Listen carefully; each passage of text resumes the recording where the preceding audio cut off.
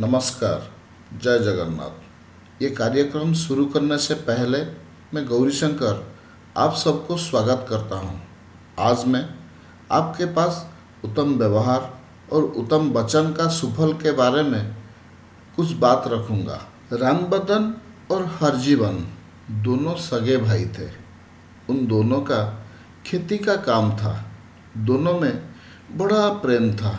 पिता माता छोटी अवस्था में गुजर गए थे। अतएव बड़े भाई रामबदन और उसका स्त्री कौशल्या ने ही हरजीवन को बड़े प्यार से पाला पोसा, उसका ब्याह किया।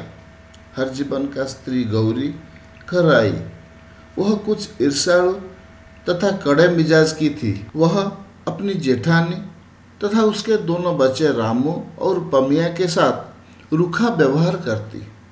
जेठानी कौशल्या बड़े विशाल हृदय की महिला थी। वह उसके रूखे व्यवहार को देखकर हंस देती और सदा सच्चे स्नेह की बर्ताव करती।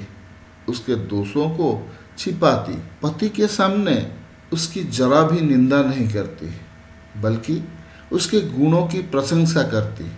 पत्नी के व्यवहार से हरजीवन को दुख तो बहुत होता, पर वह पत्नी की नाराजी के भय से कुछ बोलता नहीं, किंतु वह उसकी शिकायत भी नहीं सुनता। इससे वह और भी कुढ़ती। उसका व्यवहार बढ़ता गया, पर कौशल्या पर और उसके कारण रामबदन पर वह कुछ भी असर नहीं डाल सका। वे गौरी को मानस रोग से ग्रस्त समझकर उसकी भूलों पर ध्यान नहीं देते और सदा उस पर कृपा तथा प्रीति ही करते। एक दिन गौरी जुझलाई हुई सी रसोई बना रही थी। कौशल्या का लड़का रामू भूखा था।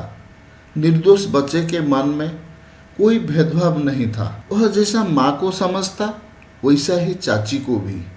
हाँ, कभी कभी चाची की डरावनी सूरत देखकर कुछ सहमसा जरूर जाता। वह चाची के पास रसोई में आया और कुछ खाने को मांगने लगा। कौशल्या दूसरे काम में लगी थी।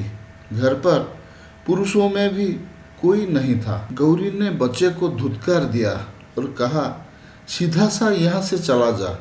अपनी माँ आए तब खाने को मांगना। तुझसे चिप्पड़ की तो जलती लकड़ी से पीटूंगी। एक बार बचा कुछ डरा तो सही, पर 4 साल का भोला था। भूख लगी थी। वह समझा ही नहीं चाची क्या कर रही है और उनसे फिर जरा जोर से चिल्लाकर रोटी मांगी। गौरी जुझलाई हुई थी। जलती लकड़ी चूल्हे से निकालकर फेंकी। लड़के के पैर पर लकड़ी गिरा। लड़का चिल्लाया। कौशल्या दौड़ी आई। देखा तो लड़के के पैर में कुछ चोट लगी और कुछ जल भी गया। गौरी ने गुस्से में आकर यह कांड कर तो दिया, पर अब वह भी डर रही थी। कहीं हरजीवन को पता लग गया तो नहीं क्या हो जाएगा, क्योंकि वह इन दिनों गौरी की हरकतों से बहुत दुखी था। कई बार वह कह चुका था, घर से निकल जाऊंगा या मर जाऊंगा। वह रामू के पास आकर उदास खड़ी थी। देख रही थी जेठानी कौशल्या क्या करती है। कौशल्या ने कहा, बहन डरो मत, इसे भूल हो ही जाया करती है। लड़का कहीं दौड़ता हुआ गिर पड़ा तो चोट लगती या नहीं, यहाँ भी वैसा ही लग गई है। फिर बच्चे से कहा, बेटा जा, चाची तुझे लड्डू देगी और मैं अभी तेरा पैर धोकर पट्टी बांध देती हूँ, तू रो मत। रामू ने लड्डू के नाम से रोना बंद कर दिया। कौशल्या ने आलू पीसकर जले पर बांध दिए और चोट पर पट्टी लगा दी। गौरी का तो हृदय ही बदल गया।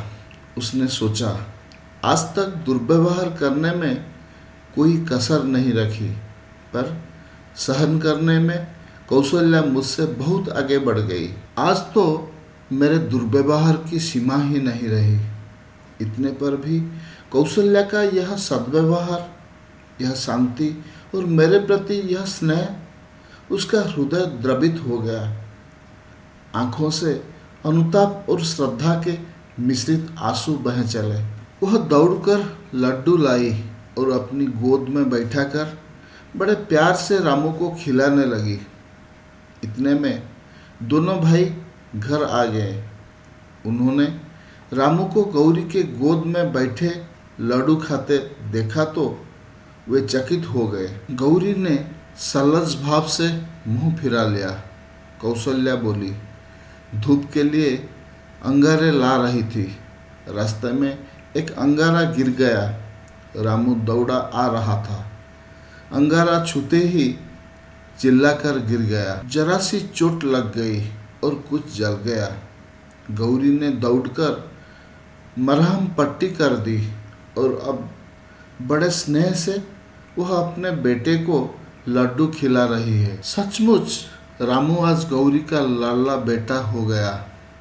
सब और प्रसन्नता छा गई। कौशल्या की सहिष्णुता, स्नेह तथा सद्व्यवहार ने घर में सब और अमृत का प्रभाव बहा दिया। बस ये कहानी मैं यही रखता हूँ। अब आप ही सोचिए उत्तम व्यवहार पर कैसे घर में अमृत छा गया। इसीलिए मेरा आप सबको ये निवेदन है कि आप भी सदैव सबके साथ उत्तम व्यवहार करने की प्रचेष्टा करिए। नमस्कार।